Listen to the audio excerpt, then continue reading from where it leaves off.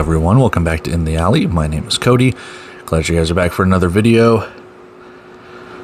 Well, that sucked. No, I mean, that was a fun game. That was a very, very fun game. Obviously, if you're here, we're talking the recap between Quad City and Fishers, the opening game of the 2026 Indoor Football League playoffs. My goodness, the Indoor Football League regular season playoff matchup, perhaps? Wait and find out in a couple of months. No, my brain is fried. But no, we need to talk some stats and talk recap and stuff like that. I do want to have this disclaimer out if you're watching this, in lieu of doing all the highlights and things like that, and this might make some people sad, but I'm not going to go through every single game this season and do all of the highlights. I will leave that to the big boys that have. I don't get paid for this. I don't get paid enough for this, and I don't get paid for this. So in lieu of doing all of the highlight packages and narrating and wanting to be Chris Berman 2.0, no one will replace him, unfortunately. But in lieu of doing that, I'm going to go back to what I did a couple seasons ago. Still throw stats over the face, talk about that, recap the games, take some notes, go along things like that. Because with the way that the paywalls and fast channels and stuff like that are, it's just going to be very, very hard to find a way to rewind games or have to wait a week for the games to be free on the Indoor Football League network. I'm still going to pay for stuff, but to get all the recaps and clip the highlights and things like that, I will leave that up to the Indoor Football League. So yeah, I'm sorry if that makes some people upset. I really wanted to kind of do that, but with the amount that I'm going to be traveling 2 games this year for the first time in a long time, I always try to make a yearly trip up to Quad City, but I'm trying to go to different places this year, and the previews and stuff will still be there. I'll still be watching every single game like I have for a very long time. On the flip side, though, if you want to unsubscribe because you're not getting the highlights before anyone else, sorry, but I'm just not going to break my back over that kind of stuff. So yeah, but we do need to talk about this game. We do need to talk some stats. We do need to talk about some observations, some recaps and stuff like that went along with this. And I guess without further ado, let's just jump into it. All right. So if you catch me looking down here, I'm just reading the notes that I have.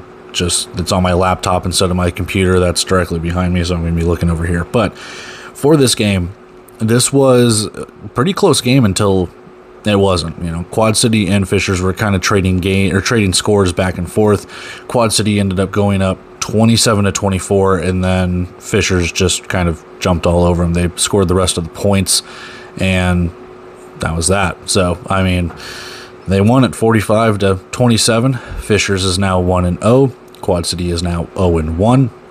And that's, we're here to overreact, but also not. We can say this is the end of the world because, Quad City, I jokingly say they're going to go 16-0. They weren't going to go 16-0. We know that. We know Fishers was going to be good this season. We might have underestimated it a little bit, but, when you look at over-under and things like that, Fishers held up their end of the deal when it came to the over-under. Quad City didn't really do that. So I think Fishers is firing on all cylinders, and I figured that this would be something that would happen. I talked about it on Shady Sports earlier this morning, where I figured that, and it wasn't even necessarily Quad City's offensive line. It was, but it wasn't. They were holding their own for quite a while, but eventually that defensive line for Fishers they dominated, man. And I mean, I'll get to it in a minute, but I will give a shout out later on to Marcus Gray and Jaden Rowe and that entire defense, man. It was really good for Fishers, but like I mentioned earlier, game started out pretty well. Teams were trading touchdowns. JT Stokes scoring the first touchdown of the 2026 season, and then Quad City scores, and Jan Bogdan misses the extra point. And this is something that I was worried about. Now, I'm not going to get on this guy's case for missing an extra point, but you wonder how much of a learning curve you have when it comes to the indoor football kicking game. Again, we're talking, field goal posts that are 8 feet wide, 9 or 10 feet off the ground, and you have to kick that accurately. Again, I'm not going to bog this guy down. I say it all the time. Kicking in this game is hard, and a lot of people don't necessarily understand just how tough it is. I've tried it, and it sucks, man. I mean, so I'm not gonna get after this guy or anything like that and go from there. But overall, missing an extra point, just one game, chance to rebound. He only attempted 2 extra points in the game. So he didn't really get out there and like test his leg too much, except on, a couple of kickoffs and a couple of extra points. Otherwise, Quad City went for 2. So again, a big learning curve for Bogdan coming up for Quad City.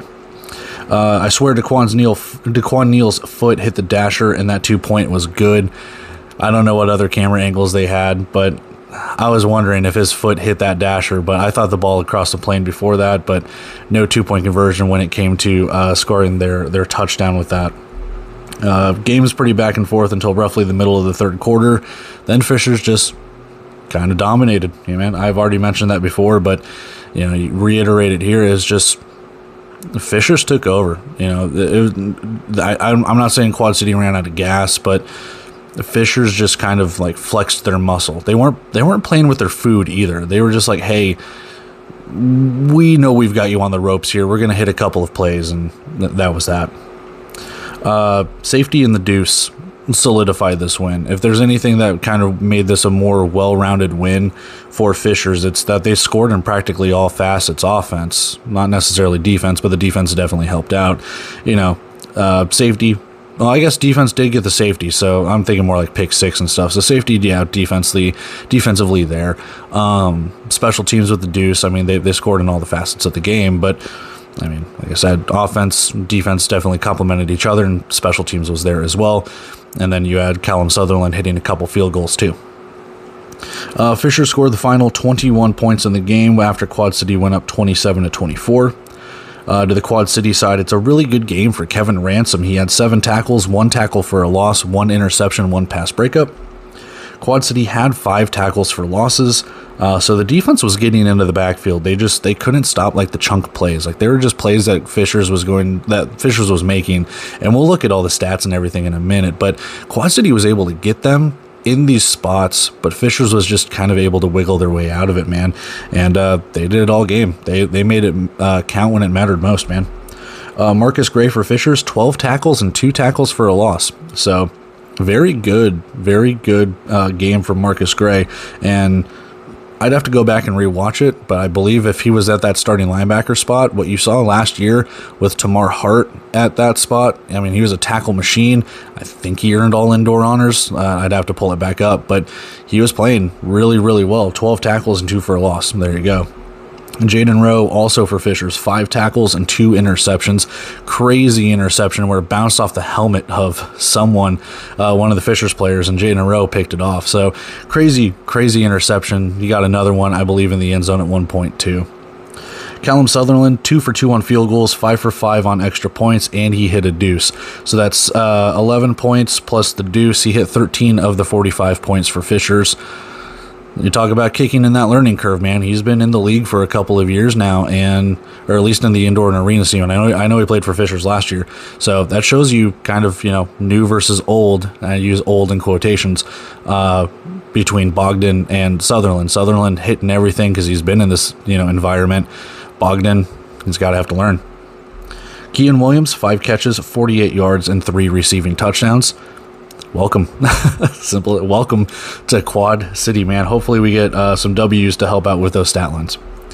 Was hoping Quad City's run game would show up a little bit more. Jared Ware only had 2 rushing attempts and 12 rushing attempts total for Quad City. Fishers just kind of shut down the run a little bit, man. It's not for sake of trying. Quad City definitely tried to run the ball a little bit, but once the game started to get out of the hand there, Fishers kind of took over. And I know the broadcast mentioned it as well at one point where Fishers kind of abandoned the run a little bit, but like I said, we'll look at the stats here and you'll definitely kind of see one team ran the ball a little bit more, one team passed the ball a little bit more.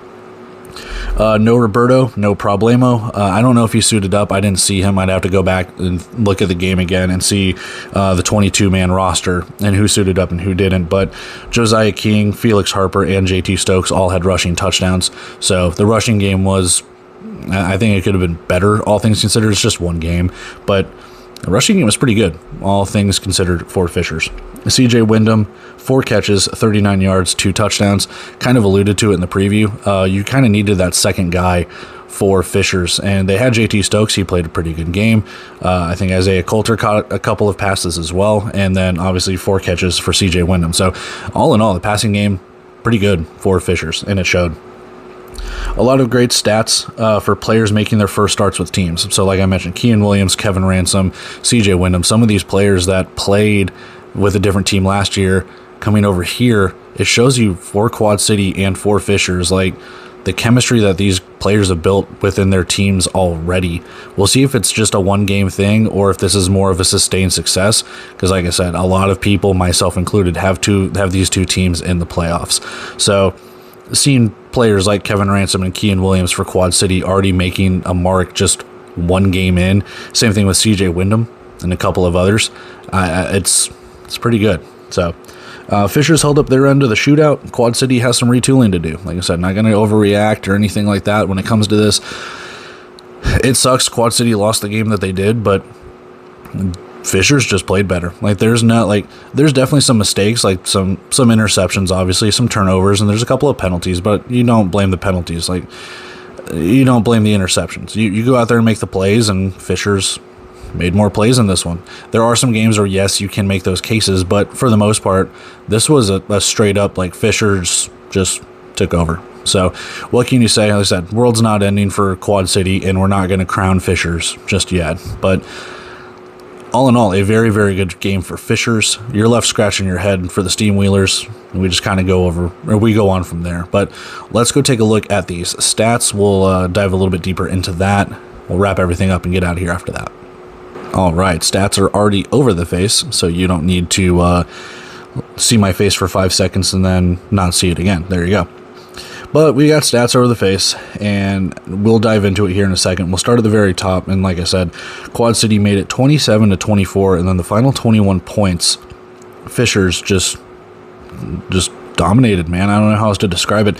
No points in the fourth quarter for Quad City, and it could have been 28. Again, you missed that extra point, not trying to harp on them or anything like that, but regardless, it just shows you just the lack of scoring that Quad City had, and you have to ask the question if anyone besides Kean Williams is going to show up. Like I said, just one game, not going to overreact, but he kind of carried the team a little bit, all things considered. Let's take a look at the game leaders on the left side here. DeQuan Neal, 14 of 23, 111 passing yards, 4 touchdowns, 2 interceptions. He's also your leading rusher, 8 carries for 30 yards, no touchdowns, and Kean Williams, 5 catches, 48 yards, 3 receiving touchdowns. So, like I said, the rushing game leaves a little bit to be desired. And again, these are stats that were actually posted by the Indoor Football League on their website. So if they're accurate, fantastic. If they're not, well, that sucks and we have some bad stats. But I'm praying to God that they're accurate, because it seems pretty accurate from when I was looking at the play-by-plays and it was matching up with what was on the screen. So overall, like I said, and you look over to the right-hand column over there for the rushing stats for Quad City, 12 rushing attempts for 56 yards, and we realize 8 of that for 30 yards was DeQuan Neal. So you didn't really have anyone step up if they weren't necessarily given the option. There were only 4 other rushing attempts and, 26 yards. So the rushing game definitely needs to get going a little bit. Otherwise, you might turn more and more into that air raid style offense, and I don't think that's something that Quad City wants. For Fishers, Felix Harper, 12 of 16, really accurate, 95 passing yards. So again, accurate, but kind of a dink and dunk style of, and I know some people don't like that term. I think it's a fun one, but you dink and dunk your way out there. 95 yards, 2 touchdowns, 1 interception. That's a pretty good game, all things considered. And like I said, he completed 12 passes for 95. Neal had 14 for 111. So they're kind of on par when it comes to their completions and their yardage. Josiah King, 10 carries, 42 yards, and 1 rushing touchdown. He had that nice rushing touchdown on that RPO handoff, and he just jolted right up the middle for that score. And, I mean, them's the breaks, man. He was really, really good, all things considered, throughout the game. CJ Wyndham rounds it out, 4 catches, 39 yards, and 2 receiving touchdowns. So, For that, let's move over to the right-hand column. Looking at the team stats here, first downs 12-10 favors Fishers. Again, both teams were moving the ball pretty well until they weren't. Third down efficiency, this is where Quad City was actually kind of winning, and I had to go through the play-by-play here and get the third and fourth down efficiencies. So it could be off, it might not be. We'll take a look at it. But third down for Quad City, they were 4 for 6. But 0 for 2 on fourth down. So the 2 third downs that they didn't convert, they did not convert them on fourth downs either. Different story for Fishers. I saw them going, or at least I read them going 2 for 8 on third downs. So they weren't that good on third down. They probably need to clean that up a little bit. But on fourth down, they put themselves into positions to make a thing. And 5 for 5 from what I gather. Now, some of those were the field goals, but you converted the field goal, so I'm considering that a good fourth down conversion. You converted. So 5 for 5 on fourth down efficiency. Yes, there's a couple of field goals in there.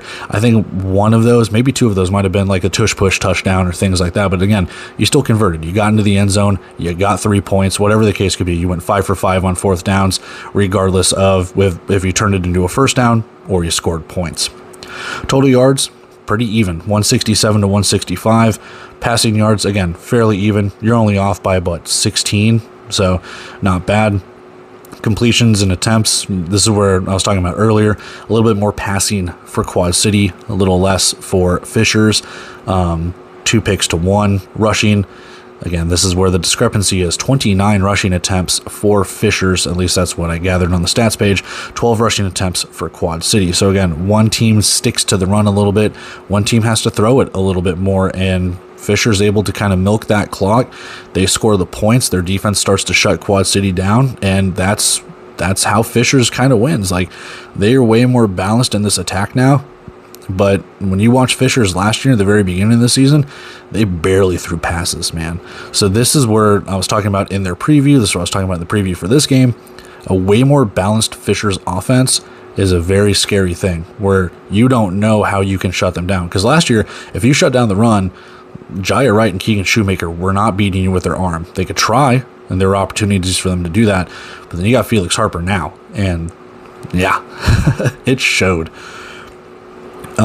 Field goals, 2 for 2. Like I said, Callum Sutherland hitting 2 field goals to give you 6 points. Penalties, not a lot of penalties in this game. If they were, not for a lot of yardage. And I know that there have been some penalty yardage changes to start this season with, rule changes and things like that. So it's nice to see some of this yardage go down. But 5 for 20, 3 for 25 for Quad City and Fishers, respectively. And last but not least, turnovers, like we alluded to, just the two interceptions for Quad City and the 1 interception for Fishers. So when it comes to the stats, like I said, fairly even.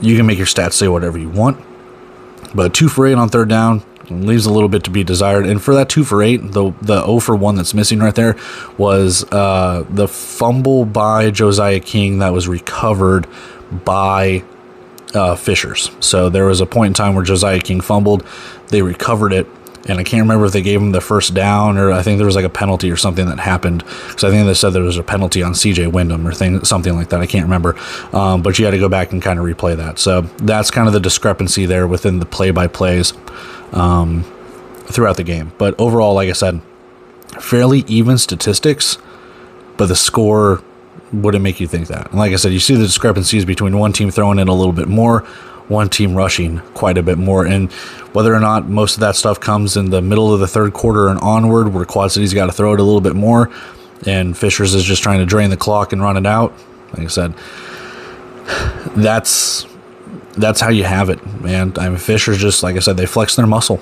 They flexed their muscle in this game, and Quad City didn't really have an answer. And once they kind of got figured out and worn down, Fishers had them right where they wanted. So that's where we have it with the stats. Let's go wrap everything up and get out of here. By the way, we knew it. We knew Fishers plus 8.5 was easy money. So go spend it wisely, baby. And that is it for our recap between Fishers and Quad City. Like I said, apologies for not doing the highlights and the video clips and stuff like that. Like I said, if I do it for this one, I feel obligated to do it for every single game. And I just know for this 2026 season, I will not have the time to do that. And that's going to take a lot of time with a lot of staggered starts. And unless I'm just doing the screen recording kind of thing where you just get all the clips that way. I will not have the time with traveling and everything that I'm doing in the personal life to go through that. So the previews will still be the same. The recaps will be different. I did this a couple years ago, so if you're new to the channel, I've done this a couple years ago. So like I said, apologies if you wanted the Chris Berman highlights and the NFL music and all of that stuff, but I just don't think I will have the time to dedicate for that, and I'm not going to do it for a couple of games and then not the others. So unfortunately, that's where we have it. But we'll wrap it up with this. We still have one more game in week 1 to go to. That is Vegas and Green Bay. That has been moved, obviously, because of the inclement weather. If you haven't heard already, well, here's your first look. But 7 p.m. Eastern time at Green Bay on Monday. We have Monday Night Football. That is on overnight. Again, overnight. Over and then night without the I, NGHT. If you want to watch that game, it's going to be $12 a month. There's a code, IFLFan40, that you can type in for 40% off your first month. It brings it from $12 down to like $7 and change or something like that.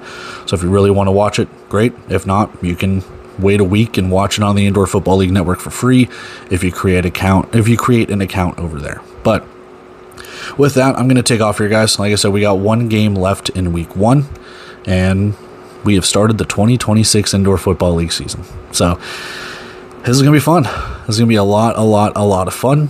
I look forward to it.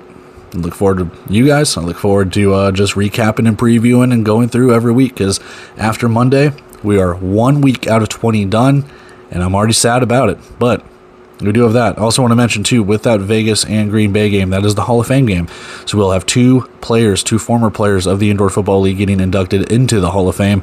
I think they said after the first quarter. So I don't know if they're going to broadcast that or not, but you have Bazemore and Roland both getting inducted into the Hall of Fame. So kudos to those guys, and kudos to the Indoor Football League for having a Hall of Fame game, national championship rematch and all of that stuff. So be on the lookout for the preview for that game as I get that going here probably tomorrow, because I'm doing this right after the Quad City and Fishers game.